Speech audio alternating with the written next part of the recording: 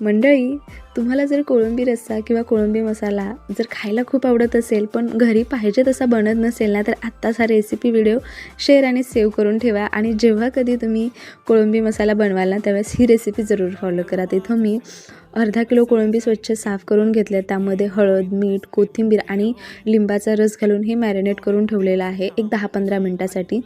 मध्यम आकाराचे 2 छोटे कांदे व्यवस्थित असे कढईमध्ये मी थोडंसं तेल घालून भाजून घेतले. त्यानंतर इथं 1 वाटी ओला नारळ किसून घेतला, तो देखील व्यवस्थित असा कांद्यासोबत भाजून घेतला. आणि सगळ्यात महत्त्वाचं म्हणजे अर्धा चमचा धणे आणि अर्धा चमचा जिरं, आलं, लसूण, टोमॅटो, कोथिंबीर सगळं व्यवस्थित असं हे मी भाजून घेतलं. त्यानंतर एका ताटामध्ये थंड करून घेतलं आणि मिक्सरला वाटून घेतलेलं आहे.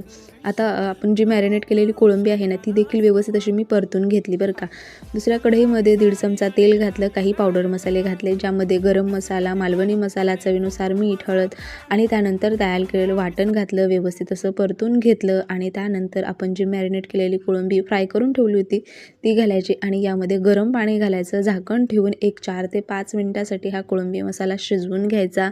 गरमागरम भातासोबत, भाकरीसोबत, चपातीसोबत आलं लागतं. तुम्हाला ही रेसिपी कशी वाटली ते मला कमेंट करून जरूर सांगा. आणि चॅनलवर आज पहिल्यांदा आला असेल, आपल्या चॅनलला सबस्क्राईब नसेल केलं तर जरूर सबस्क्राईब करा अशा छान छान रेसिपी पाहण्यासाठी. बाय.